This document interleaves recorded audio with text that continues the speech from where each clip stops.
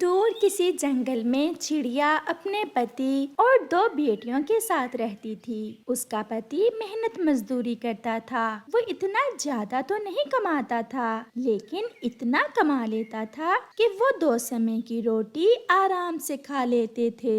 अब कुछ समय से मानो चिड़ा बीमार रहने लगा था, लेकिन वो अपनी बीमारी के बावजूद काम पर जाता।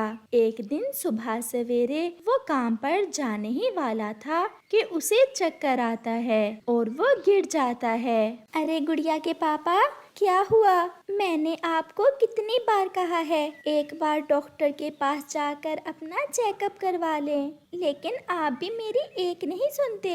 आज तो मैं आपको डॉक्टर के पास ले जाकर ही रहूंगी। गुड़िया बेटी, आप अपनी बहना का ख्याल रखना। मैं आपके पापा को डॉक्टर के पास लेकर जा रही हूँ। जी मम्मा, मैं बहना का ख्याल रख लूंगी, आप जाएं। फिर रानो अपने पति को बुलबुल डॉक्टर के पास ले जाती है।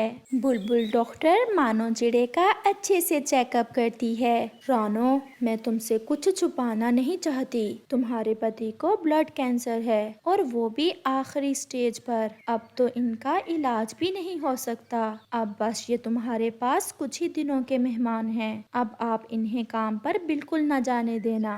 बुलबुल डॉक्टर रानो को ये सब बता रही थी और रानो ये सब सुनकर बुत बनी खड़ी थी। रानो, अब आपको हिम्मत से काम लेना होगा, क्योंकि अब अपने परिवार का आपको ही सहारा बनना है। फिर रानो अपने पति को लेकर अपने घर वापस आ जाती है। रानो, बताओ ना, क्या कहा बुलबुल डॉक्टर ने? मुझे क्या हुआ है? जी कुछ नहीं। डॉक्टर कह रही थी आपको बस थोड़ी खून की कमी है, जिसकी वजह से कमजोरी ज्यादा हो गई है। अब आप कुछ दिन काम पर नहीं जाएंगे, घर पर रहकर आराम करेंगे तो जल्दी ठीक हो जाएंगे। रानो, ये आप क्या कह रही हैं? अगर मैं काम पर नहीं जाऊंगा तो घर का चूल्हा कैसे जलेगा? उसकी आप चिंता ना करें, मैं हूँ ना, मैं कुछ कर लूंगी। रानो, मैं आपको काम करने नहीं दे सकता।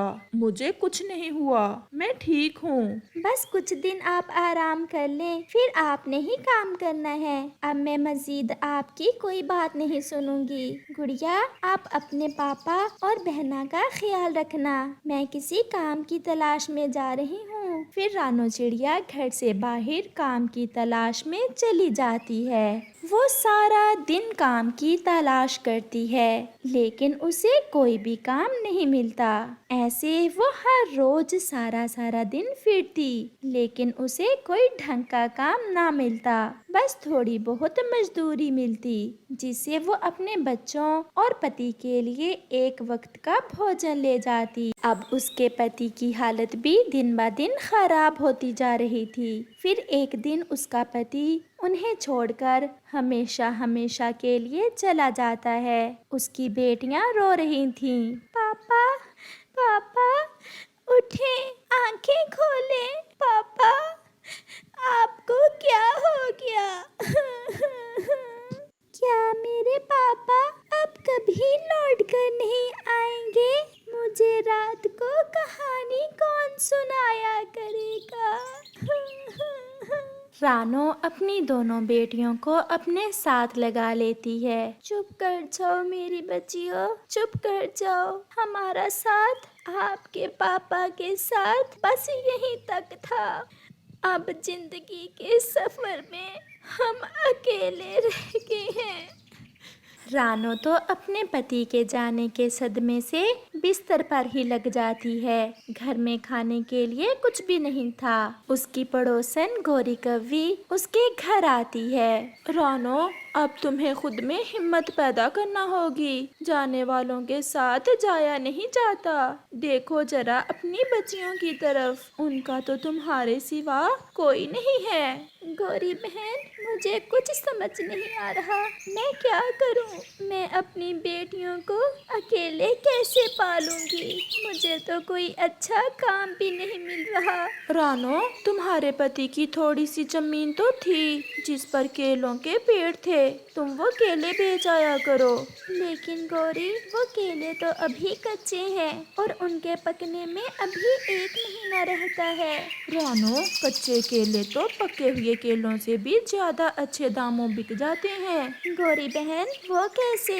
रानो, कच्चे केलों की चिप्स बहुत शौक से खाते हैं पक्षी। तुम ऐसा कवि अपने बेटे जग्गू कव्वे की शादी किसी ऐसी कवि से करना चाहती थी जो नौकरी करती हो। बस यही कारण था कि गौरी कवि जो भी रिश्ता उसके बेटे के लिए आता उसे नापसंद आता। फिर एक दिन चिड़िया एक कवि का रिश्ता लेकर आती है। गौरी बहन, अब के बाद जो कवि मैंने अपने जग्गू के लिए देखी है वो पढ़ी लिखी भी है और जॉब भी करती है। वो एक स्कूल में पढ़ाती है। सच?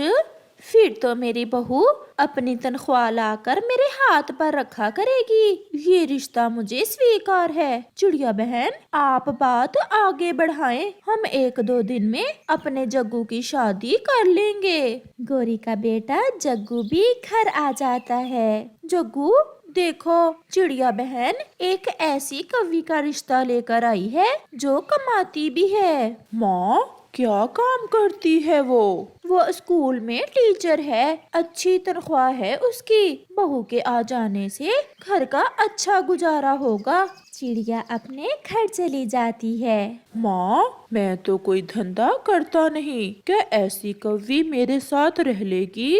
इसलिए तो मैं किसी ऐसी कवि की तलाश में थी जो मेरे बेटे को कमा कर खिलाए। हाँ, एक बात याद रखना, अपनी पत्नी को यही कहना कि सारी तनख्वाह लाकर मेरे हाथ पर रखे। माँ, एक बार शादी तो हो जाए, फिर जैसा आप कहेंगी वैसा ही होगा। फिर चिड़िया गौरी के बेटे जग्गू कव्वे की शादी करवा देती है और गौरी अपनी बहू को अपने घर ले आती है। बहू, आज से यही घर तुम्हारा है, अब पीछे की कोई चिंता न करना।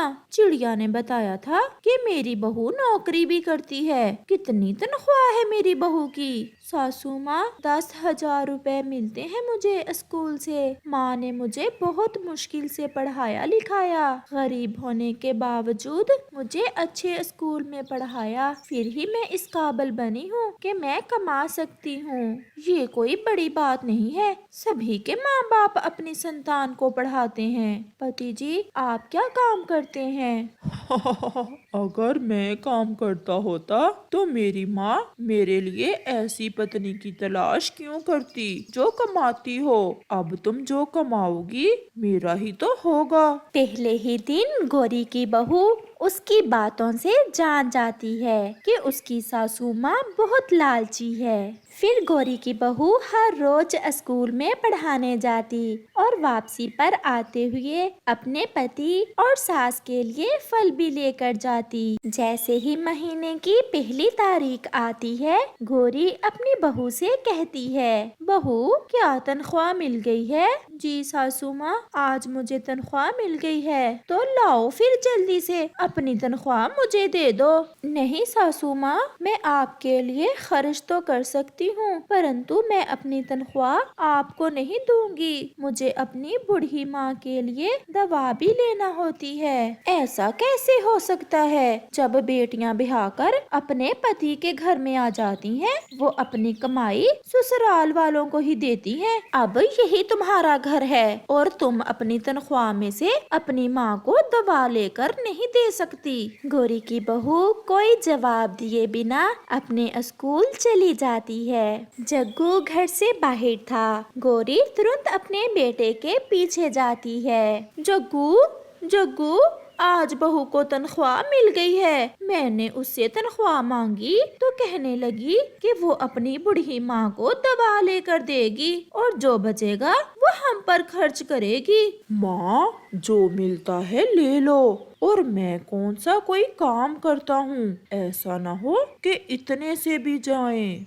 मैं उसे तनख्वाह के लिए ही ब्याह कर लाई थी। अगर वो मुझे अपनी तनख्वाह नहीं देगी तो मैं उसे अपने घर से निकाल दूंगी। जब शाम को गौरी की बहू घर आती है तो उसका पति जग्गू अपनी पत्नी से कहता है, चंबेली, अब मेरी माँ ही तुम्हारी माँ है। अपनी माँ की चिंता छोड़ो और अपनी तनख्वाह मेरी माँ को दे दो।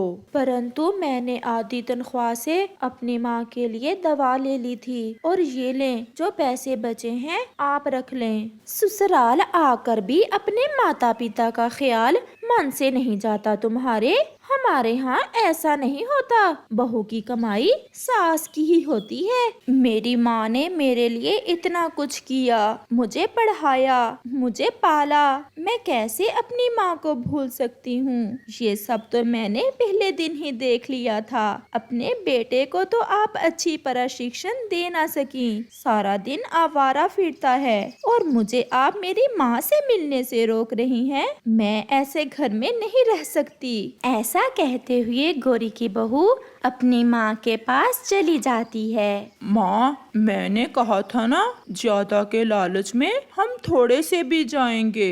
फिर गौरी कव्वी की ये बात पूरे जंगल में मशहूर हो जाती है और कोई भी कव्वी उसके बेटे से शादी नहीं करती, क्योंकि सबको पता चल गया था कि वो बहुत लालची है।